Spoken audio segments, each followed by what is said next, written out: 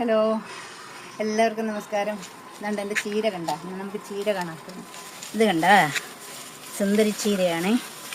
ഇതൊറ്റ ഒരു മൂട് മതി. ഇതിങ്ങനെ ഓരോരോ ഇങ്ങനെ ചെനച്ച് ഓരോ ഇലയുടെ ഇടയിൽ നിന്നും കണ്ട. ഇത് ഒരു മയിൽപ്പീലി ചീരയാണ്. മയിൽപ്പീലി ചീര ഇതിൻ്റെ കൂടെ തന്നെ കിളുത്തതാണ് ഈ രണ്ടെണ്ണം. ഇതേ വെച്ചുള്ളൂ, പിന്നെ ഇത് പിഴുത് കളഞ്ഞില്ല. അതുപോലെ ഇതൊക്കെ ഉണ്ടാ ചുമന്ന ചീരയാണ്. ഇതാണെങ്കിൽ ഈ ഉടനെ ഒന്നും പൂക്കത്തില്ല. ഇത് നമുക്ക് ഇങ്ങനെ കണ്ടിച്ചെടുത്താലും പിന്നെ ഇതിൽ നിന്ന് ശിഖരങ്ങളുണ്ടായി നമുക്ക് കണ്ടിച്ചെടുക്കാം. കേട്ടാണ് കൂട്ടത്തോടെ നിന്നാൽ ആക്കത്തിൽ വളരത്തില്ല.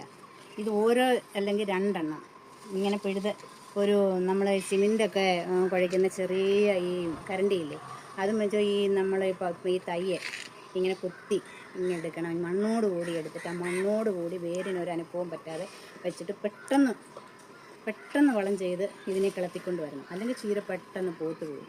അങ്ങനെ ഓരോന്ന് പിടിക്കുന്നത് 1-2 മോഡം എടുത്ത് വെച്ച് കിളിപ്പിച്ചതാണ് ഞാനിത്. ഈ ചീരയെല്ലാം കണ്ട.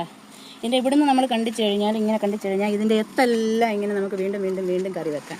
അതുപോലെ എല്ലാം ഇങ്ങനെ നിൽക്കുന്നു.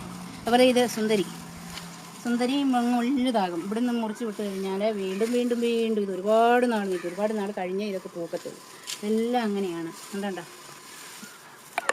സുന്ദരി.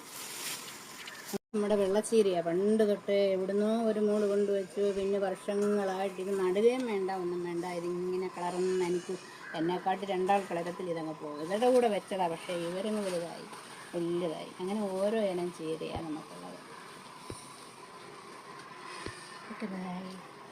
കണ്ട എൻ്റെ സുന്ദരി. ഇതൊക്കെ ഉണ്ട്, സുന്ദരിയൊക്കെ കണ്ട. ഇത് മയിൽപ്പീലി ചീരയാണ്. പക്ഷേ ഇതിൻ്റെ തണ്ട് കണ്ട. ഇതൊരു പുതിയ ഒരു ഇനമാണ്. ഇങ്ങനെ ഒരെണ്ണമേ കിട്ടിയുള്ളേ. ഇത് വേറൊരു സുന്ദരിയാണ്. ഈ സുന്ദരി അല്ല, ഈ സുന്ദരി ഇത് വേറെയാണ്. ഇങ്ങനെ ഇതെല്ലാം